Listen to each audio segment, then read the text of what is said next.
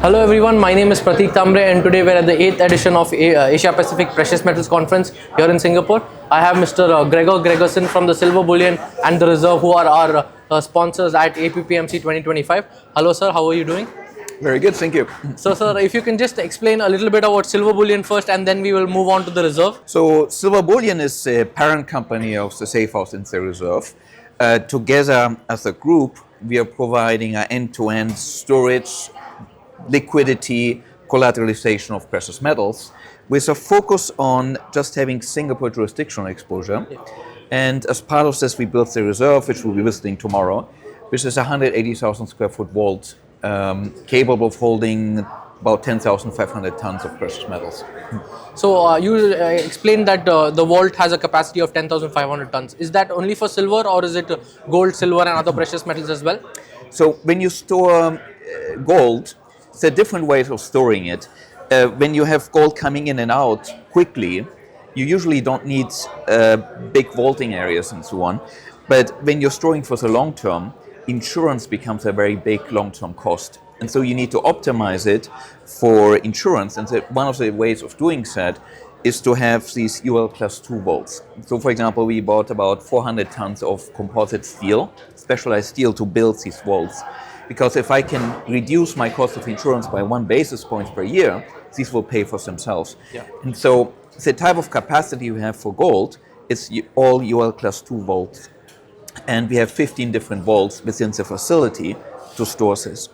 For silver, you need a lot more space. And so we have one very large vault, which is capable of holding 10,000 tons of silver, which is about 32% of world production. Those are actually amazing numbers, sir. If you can just tell us a little bit about the vaulting system and why Singapore is so important and why you've chosen Singapore to open your vaulting system here as the Reserve. So we started the company in Singapore back in 2009. And we chose Singapore because it is a wealthy country. And all that wealth came from building trust with investors and other entities. And it is also a well-defended country militarily. So, and it is neutral. So in many ways, it's a little bit like the Switzerland of Asia. And it's important for it to be a wealthy country because as we are heading towards a world full of uncertainties, especially with regards to the United States, there is fear that there might be a need of nationalizing gold again, which happened in 1933, for example. And if you're going to hold gold, you want to hold it with a country which knows how to pay its pensioners. Because many countries nowadays don't know how to pay that. So that they don't have a reason to take that gold. And you want to store it with a country which is dependent on maintaining trust, because it gives a big incentive not to nationalize gold. And you want to hold it with a country which is also well defended militarily. And Singapore fulfills all of these criteria. And it's a well-trusted neutral jurisdiction. So that makes Singapore the ideal place, in our opinion, for storage of gold for the long term. Precious metal industry is changing its landscape to digitally, and there is more digitalization in the industry as of now. How is the Reserve coping up with this, and what has the Reserve done to change to this transition to digital world? I think you have to be very careful when you talk about digital gold because oftentimes people don't really know what is meant by it. I'm a software engineer my whole life, and so I'm very deep into this. And I would argue that we are heading towards a world where AI is more and more prevalent. Anybody nowadays can make a video by telling AI, make a video with a big vault and I'm the CEO and make everybody believe that I'm so rich now. So whatever you see on the internet might not be something you can believe. And I think I'm almost going in the opposite direction because I'm the geek techno guy and I'm saying I want to go back to physical. I want people to be able to go, see the gold, make sure it's there, because I'm no longer sure you can trust your online videos and other things. And so it's all about building trust, transparency, and going back to something physical. So in some ways, I'm almost in the opposite trend. Yeah. Having said that, we did have some gold token programs before, but we realized that it's not the right time geopolitically, because it's very easy to build these things technically. But there are a lot of issues when it comes to compliance and regulatory issues, which at this point in time cannot really be overcome. So once the world changes, maybe there's a place for a gold token that really can fulfill the aspirations that a lot of people have for it. But I think we have to wait for the world to change before that is possible. So, coming to the target consumers of the reserve, who are the most prominent people who have stored their metal in the reserve? Are there financial institutions, HNIs, wealth managers? If you can just explain a little bit about that as well. Our traditional market are high net worth, oftentimes entrepreneurs. There are people which oftentimes made their own money, were successful, are interested in what happens, are very well versed in finance, monetary history, and so on, and therefore make a decision that they want to store a portion of their wealth in physical gold outside of the financial system, independent of the Western world and the Eastern world to some degree, in a secure place like Singapore, as a backup plan. They're not doing this as an investment, they're doing it as a long-term wealth protection in case of war, capital controls, hyperinflation, financial collapse, these sort of things. It's essentially a security and insurance policy. And these are our primary clients. We're starting to have the kind of ultra high net worth client now with the new facility. We are talking to more and more institutions because in Singapore, more banks are seeing that clients are asking for physical gold. They don't always want to have an ETF, which is stored in another country. They want to have physical. And so the type of solution we built is starting to become more attractive to large institutions as well. And lastly, we are increasingly in talks with a number of sovereign entities as well. They are starting to sort of explore what the role of gold can be in this new world that we're heading to. Because we believe that gold will play a more and more important role as we move forward in a less and less certain world.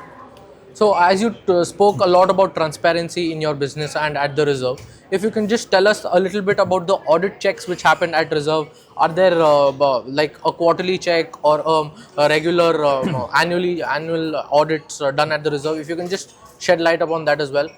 I think the most important thing is to understand that everything we do is based on making the client owner of physical gold. So it's never on our balance sheet. And because that single thing is removing a lot of the bad things that we could be doing. We are very focused on protecting the client from ourselves. And so that's the first thing to do. Secondly, transparency is what allows the client to actually see what's being happening.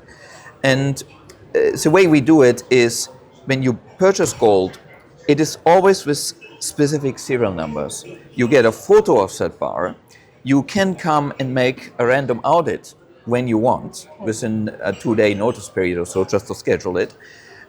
We have quarterly audits done by 2 different entities, our financial regulators as well as Bureau Veritas, with about 30% of the inventory being checked.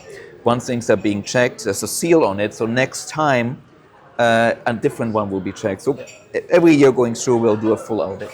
So these are the main sort of audit issues, but what's also important to understand is all of this gold is covered by a $1.5 billion any one loss insurance policy, which covers theft, infidelity, meaning if we do something wrong, as well as mysterious disappearance, which is a type of coverage which usually is not present in the industry, and which essentially covers mistakes. If we make mistakes, that is also covered by the insurance. And that combination of items, plus the fact that we test the bullion. We test bullion using ultrasound, electrical conductivity, magnetism, X-ray spectrography, and density. And we can guarantee the bullion. So if there's anything wrong with it, we will replace the bullion. And it is that combination of things which allowed it to be successful. Yeah. So what you're telling is, other than financial audits and third-party audits, which you obviously have to overtake, if I own some metal at silver bullion or the reserve, I can personally come and check out the material at the reserve with a 2-day notice, which is, I don't think anyone else does that in the industry with such a large vaulting process. So if you can just tell us a little bit how the reserve is different from other vaulting systems all around the world. When we started Silver Bullion, a big impetus for me was to be a Singapore-only jurisdictional vault, because as I got to know the industry, I was concerned by a clause in most vaulting contract which states that in case of nationalization, seizure or confiscation of gold by any country, I have to indemnify the vault operator. And I did not like signing such clause, because I'm saying if I'm bringing my gold to Singapore because I trust Singapore as a jurisdiction, I don't want to sign a clause that any country can come and nationalize my gold. Yeah. I'm okay to sign Singapore because I am under Singapore law, but it should only be Singapore. And that was the basis for us to create the safe house and the reserve in the first place. We had to build the safe house first, which is our vaulting company. And as we grew, we realized that if we want to make a facility that we can really invest in, we had to own the property. And that's how we ended up creating the reserve, which is the facility itself. And together, these entities only have material Singapore jurisdiction because we are only storing in Singapore. We are not storing somewhere else. And that makes us quite different from most vaulting operators, which have to operate in many countries and therefore have to listen to many different countries. And if there's a crisis in a country, I want to be independent of that crisis. I don't want to be myself or our clients to have anything to do with it. That's why we are only in Singapore. And I would say that's the single biggest difference between us and most other vaulting entities out there. As you have been attending the APPMC since its inception, if you can just tell us what are the changes you have seen in the APPMC and how has it grown since its inception?